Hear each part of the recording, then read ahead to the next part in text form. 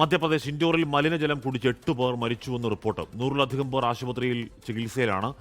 ഈ മാസം 25-നും 30-നും ഇടയിലായാണ് മരണങ്ങൾ സംഭവിച്ചത്. അച്യുതൻ വിവരങ്ങൾ മറ്റിരുന്നു. അച്യുതൻ, മോശം വെള്ളം കുടിച്ച് മരിച്ചു പോവുക എന്ന് പറയുന്നത് അങ്ങേയറ്റം ദയനീയവും ദൗർഭാഗ്യകരവുമാണ്. ഉണ്ടായതെന്താണ് അച്യുതൻ?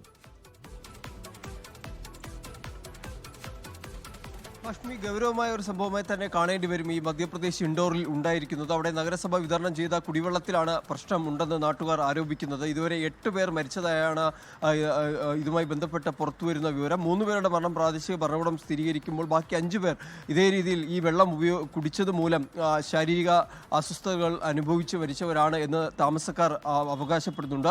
ഈ മാസം 25-നും 30-നും ഇടയിലായിട്ടാണ് ഈ മരണങ്ങൾ സംഭവിച്ചിരിക്കുന്നത്.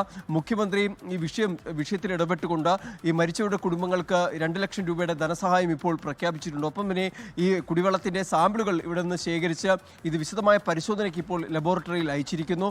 ഈ കുടിവെള്ളം വിതരണം ചെയ്ത പൈപ്പുകളിൽ ചിലയിടങ്ങളിൽ ചോർച്ചയുള്ളതായി കൂടി കണ്ടെത്തിയിട്ടുണ്ട്. അപ്പോൾ അത്തരം സാഹചര്യങ്ങൾ കൂടി പരിശോധിച്ച് വരികയാണ്. ഈ മാസം 25-ന് വിതരണം ചെയ്ത വെള്ളത്തിൽ അതിൽ അസാധാരണമായ ഒരു രുചി വ്യത്യാസവും ഒപ്പം തന്നെ ഗന്ധവും രൂക്ഷഗന്ധവും ഉണ്ടായിരുന്നതായാണ് ഈ താമസക്കാർ പറയുന്നത്. അങ്ങനെ മലിനമായ ഒരു ജലമാണ് ഈ വിതരണം ചെയ്തത്. പല ആളുകൾക്ക് 100-ലധികം ആളുകളാണ് ഇതുമായി ബന്ധപ്പെട്ട ആശുപത്രിയിൽ ചികിത്സയിൽ കഴിയുന്നത്. മാത്രമല്ല 1000-ലധികം ആളുകളുമായി ഈ പ്രാദേശിക ഭരണകൂടം ഈ ആരോഗ്യ വിദഗ്ധരെത്തി സന്ദർശനം നടത്തി അവരുടെ നിലവിലെ ആരോഗ്യ അവസ്ഥകൾ സംബന്ധിച്ച് ഒരു പരിശോധന, ഒരു മെഡിക്കൽ ക്യാമ്പ് പോലെ നടത്തിയിരുന്നു. അത്തരം കാര്യങ്ങൾ പരിശോധിക്കുകയും ചെയ്തു.